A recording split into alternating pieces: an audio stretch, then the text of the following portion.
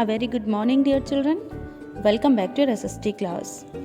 Children, in SST we have completed chapter 17, Transport and Communication, and we have started chapter 18, Governing Ourselves. You have done the word meanings and difficult words also in your notebooks. So children, today I am going to explain you the chapter. So let's start chapter 18, Governing Ourselves. In this chapter, we will be knowing about the central government, the state government, how do they form, and we will be knowing about the legislative assembly, and also we will be knowing about the judiciary. Okay, so let's start the chapter. India is divided into 28 states and 8 union territories. But now, India has 29 states and 9 union territories. You have read about the states and the union territories in class 4 also. हमारा India जो है वो divided है 29 states and 9 union territories में. Okay, the constitution of India provides for a government at the centre and one in each state. हमारा जो constitution है India का, what is the constitution? The constitution of India was drafted by the constituent assembly. It was adopted on 26 November 1949 and came into force on 26 January 1950. We celebrate this day as our Republic Day. हमारा जो constitution है India का वो 26 of January में force में आया था, यानी लागू हुआ था. तो इसीलिए हम लोग रिपब्लिक डे सेलिब्रेट करते हैं every 26 January. So children, the Constitution of India provides for a government at the center and one in each state. Constitution of India provide किया जाता है, जो हमारा Constitution है वो provide किया जाता है government at the center and one in each state. यानी हमारी जो गवर्नमेंट है उसको सेंटर में और हर स्टेट में एक ये प्रोवाइड किया जाता है. इससे क्या होता है? This has been done to govern the country properly. क्यों प्रोवाइड किया जाता है? This has been done to govern the country properly. हमारी कंट्री को प्रॉपरली गवर्न करने के लिए, प्रॉपर तरीके से चलाने के लिए, इस पर एक प्रॉपर शासन दिखाने के लिए, चलाने के लिए इसको ऐसा किया जाता है कि प्रोवाइड किया जाता है हमारा constitution for a government at the centre and one in each state. Okay, the powers of the central and state government have been clearly written down in the constitution.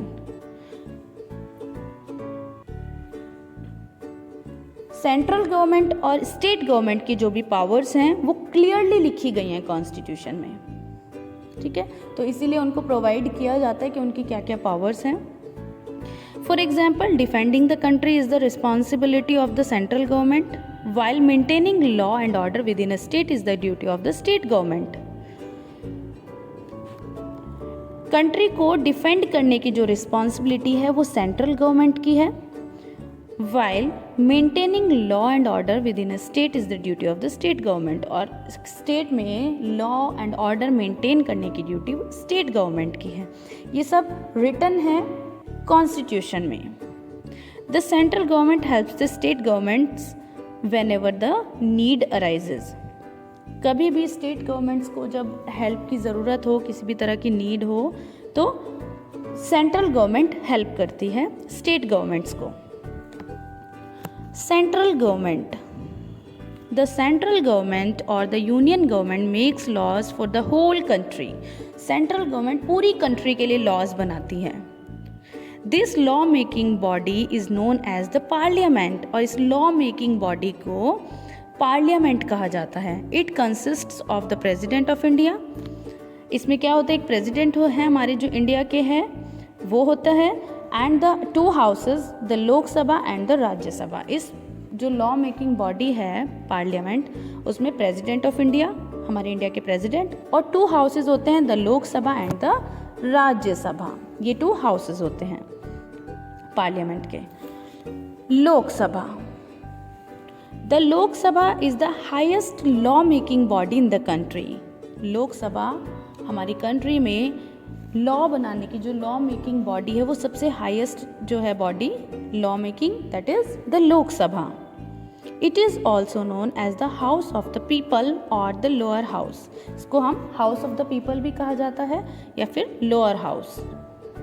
It's members are elected directly by the people.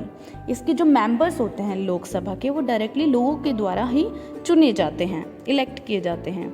The speaker guides the proceedings in the Lok Sabha. जो speaker होता है वो guide करता है कि क्या क्या कार्रवाई की जानी है लोकसभा में। शी और he is elected by the members of the house. और जो स्पीकर होता है उसको कौन चूज करता है? उसको चूज करते हैं मेंबर्स ऑफ द हाउस, जो हाउस के मेंबर्स होते हैं यानी लोकसभा के। The members of the Lok Sabha are elected for a term of 5 years। 5 years के लिए चूज किए जाते हैं, इलेक्ट किए जाते हैं लोकसभा के members. Any Indian citizen who is 18 years of age और above can vote in the general election.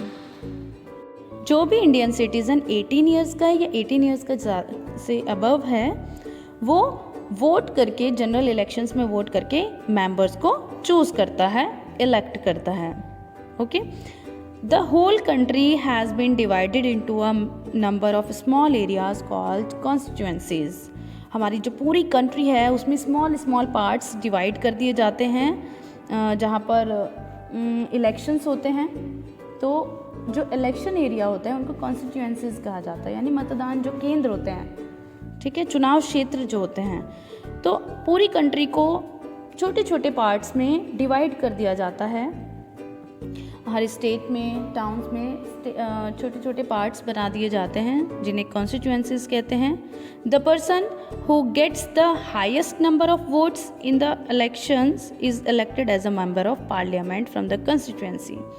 और जो भी पर्सन सबसे ज़्यादा वोट्स मिलते हैं, जितनी भी हमारी जो देखो हर कॉन्स्टिट्यूएंसी में कोई एक मेंबर जीतता है, मीन्स उसको सबसे ज़्यादा वोट मिलते हैं। और जितनी सबसे ज़्यादा कॉन्स्टिट्यूएंसीज में जो पार्टी के मेंबर्स सबसे ज़्यादा जीते उनकी गवर्नमेंट बनती है। Okay, so the person who gets the highest number of votes in the elections is elected as a member of parliament from that constituency. तो उस कॉन्स्टिट्यूएंसी से जिसमें सबसे ज़्यादा हाईएस्ट वोट्स जिस भी मेंबर को मिले हैं वो पार्लियामेंट का मेंबर बन जाता है। The Lok Sabha can have a maximum of 552 members. Lok Sabha में मैक्सिमम 552 मेंबर्स हो सकते हैं। Okay, now Rajya Sabha. The Rajya Sabha is the upper house of the parliament. Parliament का ये अपर हाउस है, जैसे लोकसभा जो है उसको लोअर हाउस कहा जाता है। Its members are not elected directly by the people. देखो, जैसे लोकसभा में जो मेंबर्स हैं वो डायरेक्टली पीपल के द्वारा चूज़ किए जाते हैं, लेकिन इसमें राज्यसभा में ऐसा नहीं होता है। Its members are not elected directly by the people. Members of the state legislative assemblies and union territories elect them। जो स्टेट लेजिस्लेटिव असेंबलीज के मेंबर्स होते हैं, यूनियन टेरिटरीज के जो मेंबर्स होते हैं, वो चूज करते हैं राज्यसभा के मेंबर्स को। There can be a maximum of 250 members in the Rajya Sabha. 250 members हो सकते हैं। इसके जो मैक्सिमम नंबर्स हैं मेंबर्स के, वो 250 मेंबर्स ही चूज किए जाते हैं, इलेक्ट किए जाते हैं। Of these 238 are elected members and 12 members are nominated by the President of India। 238 तो मेंबर्स होते हैं जो इलेक्ट किए जाते हैं, जो कि स्टेट लेजिस्लेटिव असेंबलीज के मेंबर्स और यूनियन टेरिटरीज के मेंबर्स के द्वारा इलेक्ट किए जाते हैं। और 12 मेंबर्स नॉमिनेट किए जाते हैं प्रेसिडेंट के द्वारा, okay, by the president of India. The members of the Rajya Sabha are elected for a term of 6 years। 6 years के लिए इलेक्ट किए जाते हैं राज्यसभा के members. 1/3 of its members retire every 2 years। और राज्यसभा के जितने भी मेंबर्स होते हैं उनमें से 1/3 मेंबर्स एवरी 2 years में रिटायर कर दिया जाता है उनको, ठीक है, रिटायर हो जाते हैं। They are replaced by new members. और उनको न्यू मेंबर्स के से रिप्लेस कर दिया जाता है, उनके प्लेस पर न्यू मेंबर्स इलेक्ट किए जाते हैं।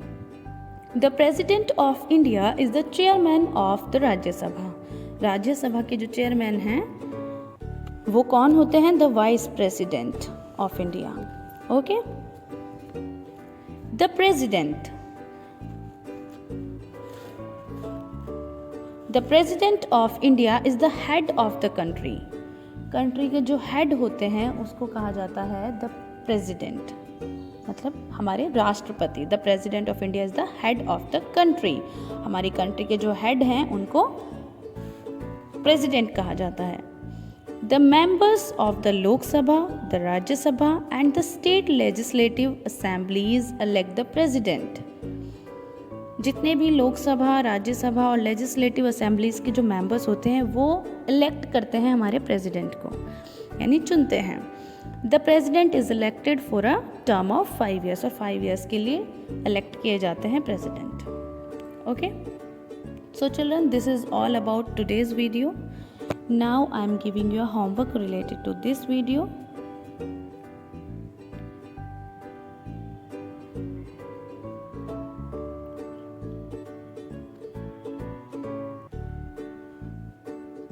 Homework. Question 1. Which provision in the Constitution help in proper governance of the country?